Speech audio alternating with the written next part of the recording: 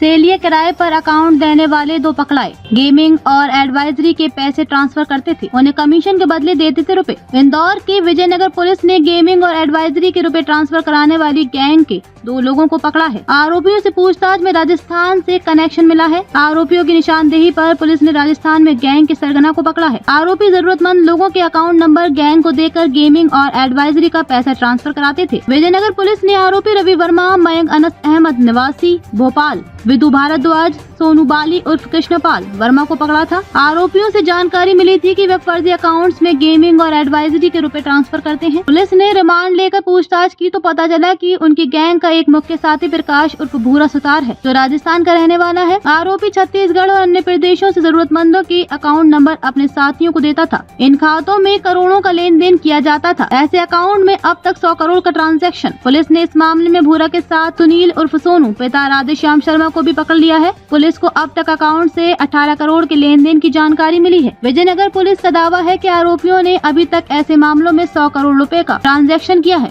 Police की जांच में पता चला है कि इस पूरी गैंग को निक्की उर्फ नितिन शर्मा और उसके साथी संचालित करते थे। प्रकाश उर्फ भूरा उसके लिए ही काम करता है। जामतारा के स्टाइल में काम करती है पूरी गैंग। बताया जाता है कि उक्त गैंग राजस्थान के प्रतापगढ़ और फतेहपुर में सक्रिय है, जो जामतारा की स्टाइल में काम करती है। हालांकि पहली बार इस तरह की गैंग का टीम ने पर्दाफाश किया है। ये इंदौर में पहला ऐसा मामला है। आरोपी दुबई और चाइना के रास्ते रुपए को हेरफेर कर अकाउंट में ट्रांसफर कराते थे। सर बताएं किस तरह का गिरोह है और किस तरह से इसे ट्रेस किया गया है? देखिए, विजयनगर थाने की घटना है। यहाँ पे एक साइबर फ्रॉड से रिलेटेड लोगों को पकड़ा गया है, जिसमें हम लोग ने 8 आरोपियों को एप्रीहेंड भी किया है, जो कि उनका बेसिकली अगर क्राइम को समझाया जाए तो उनका मोडस ऑपरेंडी ये रहता है कि वो लोग साधारण लोगों से करंट अकाउंट्स खुलवाते हैं और इन अकाउंट्स में साइबर फ्रॉड का और ऑनलाइन गेमिंग ऐप्स वगैरह जो होते हैं उनका पैसा ट्रांसफ़र करवाते हैं और इस पैसे को फिर सर्कुलेट करवाते हैं और उन अकाउंट होल्डर्स को कमीशन देते हैं। ये जो पैसा होता है ये मल्टीपल अकाउंट्स में ट्रांसफ़र होता है। तो हमारे पास जो जिन आरोपियों को पकड़ा गया था, इनका काफ़ी फॉरवर्ड लिंकेजेस और बैकवर्ड लिंकेजेस के ऊपर इन्वेस्टिगेशन की गई है और जितना ट्रेल जो मिल रहा है अकाउंट्स का, उसकी प्रॉपर इन्वेस्टिगेशन चल रही है और कोशिश की जा रही है कि जो लास्ट फाइनल एंड पॉइंट है, जिस व्यक्ति के पास फाइनल पैसा जा रहा है, उसको पकड़ने की पूरी कोशिश की जा रही है। सर, ये गिरोह का कैसे खुलासा हुआ, कहाँ से लीड मिली थी और कौन आरोपी जहाँ से शुरुआत हुई थी इस पूरी चेन को पकड़ने?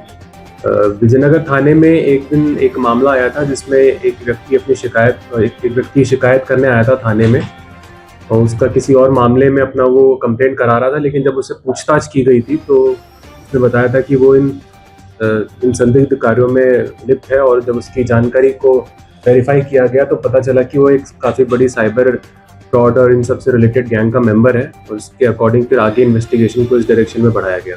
किस तरह के गेमिंग के लिए ये मोस्टली देखिए, जो आजकल ये जो सट्टे से रिलेटेड मतलब ऑनलाइन गेम्स होते हैं जिनमें मतलब जो रजिस्टर्ड नहीं होते हैं, जिनमें ऑनलाइन ही होता है सब, जो क्रेडिट वगैरह पे डील करते हैं, ये सबसे रिलेटेड जो ऐप्स हैं इनका पैसा होता है।